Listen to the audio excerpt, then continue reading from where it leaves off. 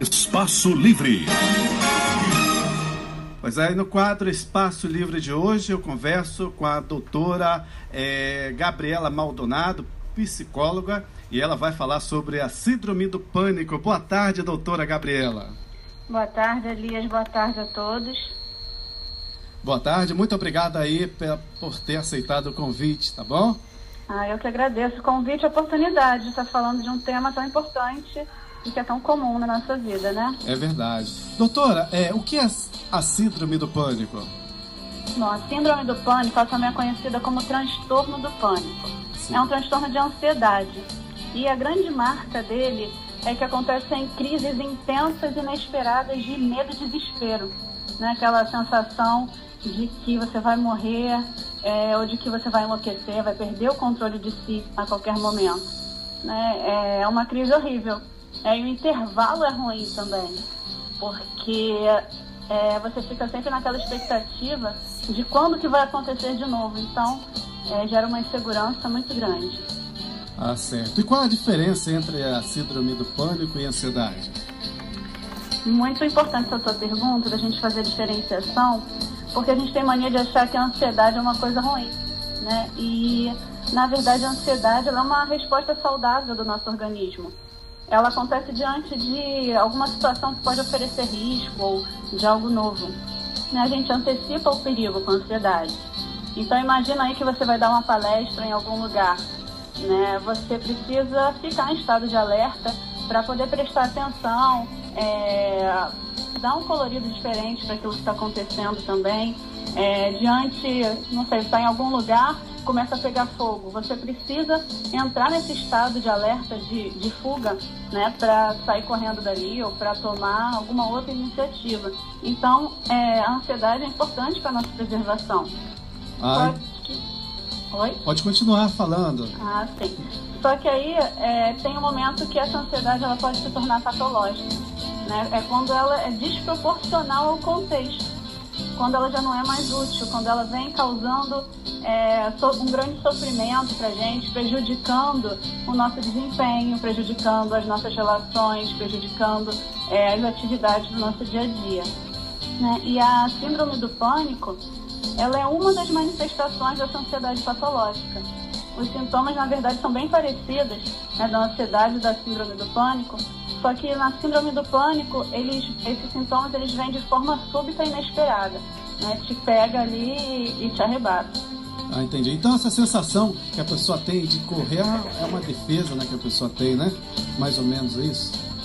Isso, a ansiedade ela funciona como uma defesa. Você prevê um perigo que pode acontecer e o seu corpo ele se prepara para uma situação de luta ou fuga, né? E tem uma descarga de adrenalina e você fica naquele estado de alerta. Sabe aquela ansiedade de palco, quando você vai apresentar alguma coisa, você sente aquele frio na barriga, quando você está esperando uma festa, um encontro, e você sente aquele friozinho na barriga, essa é a ansiedade. Entendi. E quais são as causas da síndrome do pânico? As causas, na verdade, são desconhecidas, Elias. É importante a gente pensar que nós somos seres biopsicossociais, né? Nós temos o lado fisiológico, psicológico e as questões ambientais, a cultura, os relacionamentos. Então, a gente não pode dizer que tem uma causa só, ela sempre vem em conjunto. Né? Então, tem alguns estudos que mostram que pode haver um fator genético, apesar de haver casos de pessoas que manifestam a síndrome do pânico e ninguém da família manifestou. Né? Pode ser uma perturbação na produção de neurotransmissores, pode ser desencadeado também por uma situação de estresse extremo, pela morte ou um adoecimento de alguém próximo, mudanças radicais na vida da pessoa, um histórico de abuso sexual, uma experiência traumática como um acidente ou até assistir um acidente.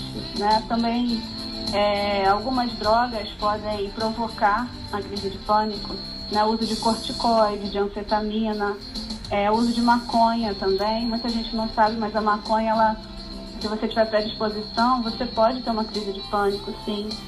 Cocaína, algumas doenças como hipertireoidismo também podem provocar. São várias, né? São trocentas, né, causas, Então, sim, geralmente vem em conjunto. Tá certo. O adolescente também pode sofrer com a síndrome do pânico? Sim, com certeza. Na verdade, não tem idade que nos torne imune à síndrome do pânico. Só que é muito comum ela acontecer no fim da adolescência e no início da idade adulta.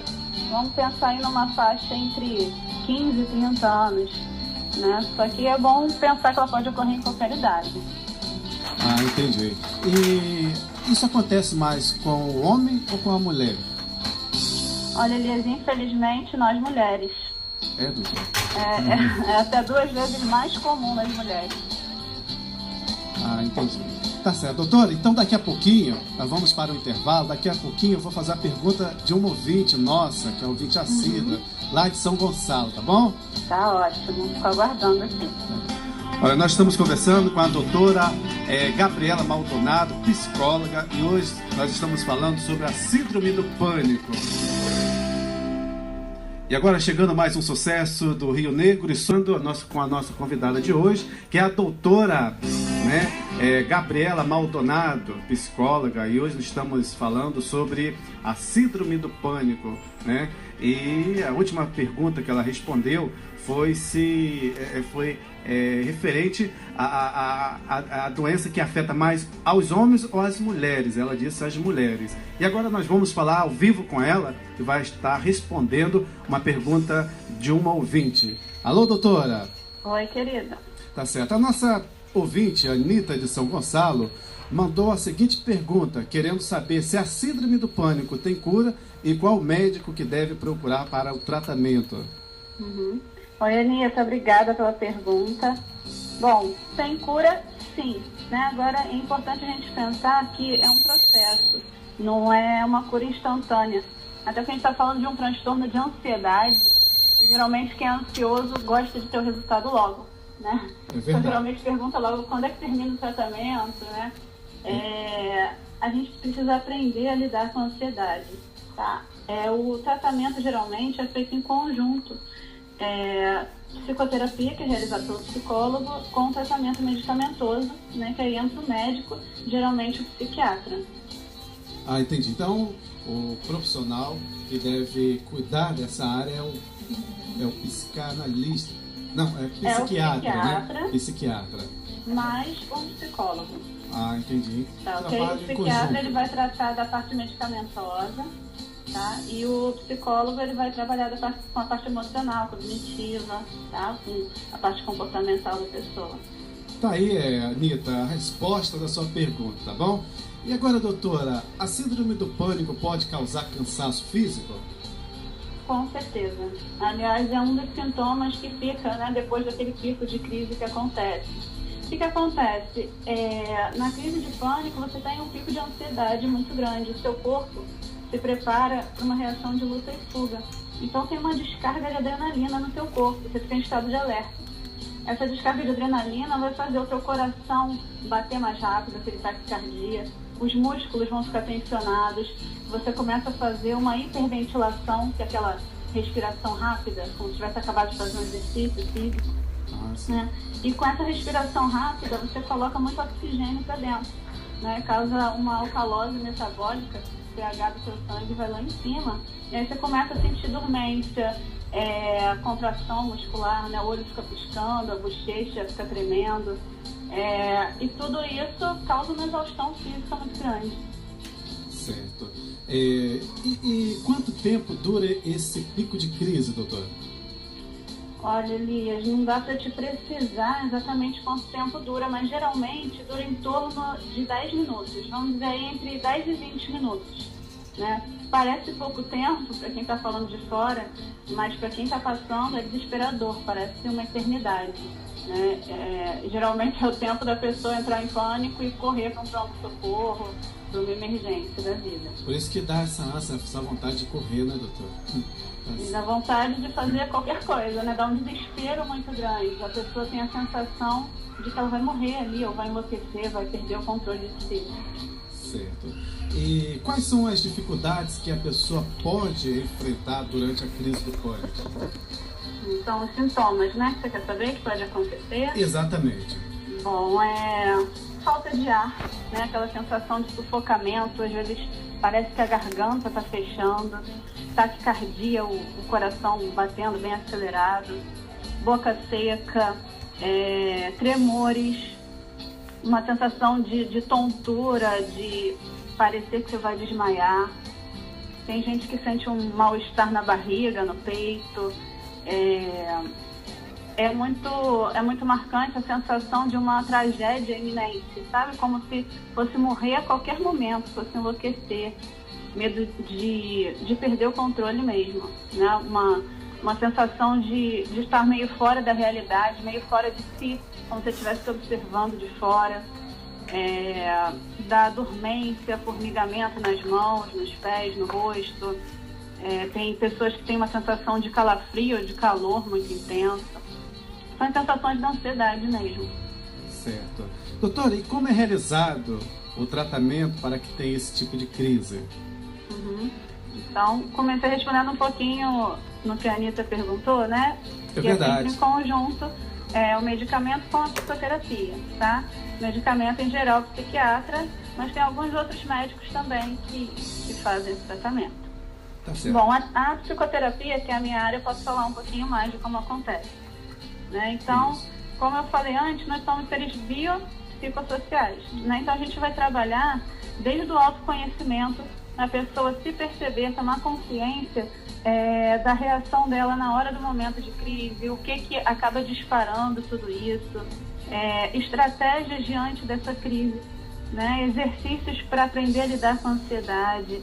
Nós vamos trabalhar o histórico de vida dessa pessoa, né? O que pode estar colaborando para que aconteça e permaneça, né, esse transtorno na vida dela. Formas de reelaborar, né, sentimentos que ficam bloqueados aí, né? Às vezes como eu falei, às vezes passar por um acidente, alguma situação pesada, um estresse forte, pode ser um disparador da síndrome do pânico. Então a gente vai trabalhar para reeditar isso, como que você vai reconfigurar a sua vida diante dessa limitação que se apresenta agora. Eu gosto também sempre de trazer a família para junto do tratamento, que é muito importante a pessoa ter uma rede de apoio, né? Conscientizar as pessoas que estão em relação com esse paciente, porque muitas vezes quem está de fora, quem nunca sofreu com alguma coisa parecida, julga como se fosse uma frescura da pessoa, como se fosse um descontrole. É verdade, eu já ouvi, é verdade. Sim, não tem noção de que aquilo realmente é uma doença, é um transtorno e é uma coisa séria, né? Apesar da garganta não estar fechando, apesar da pessoa não morrer de ansiedade, a sensação que ela tem naquele momento é muito real de que isso vai acontecer, né? Então, precisa, para quem está lidando com essa pessoa, ter um respeito, né? Conhecer a doença que ela está tratando ali, né? E é interessante também colocar que é importante você ter um respeito, mas também não ser complacente demais. Porque o que acontece? Às vezes a pessoa, por ter essas crises de pânico, ela fica envergonhada, ela não consegue se concentrar muito bem. Então vamos pensar um adolescente aí que não consegue prestar atenção na aula, memorizar, não consegue ter foco, né? Fica com medo de acontecer. A pessoa fica com medo de acontecer uma crise dessa, sei lá, no momento de uma reunião de trabalho, porque ela acontece sem aviso prévio. E tem gente que não sai nem de casa, né, doutor? Pois acaba não saindo de casa, restringindo muito os contatos sociais. Então, se a família também, a rede de apoio for complacente demais, a pessoa acaba se isolando, isso não é legal. O importante é que a pessoa tente ter a vida o mais normal possível. E de preferência com a família próxima, né? Todo mundo próximo, né? Da isso, família. Com pessoas que deem essa sensação de um suporte emocional.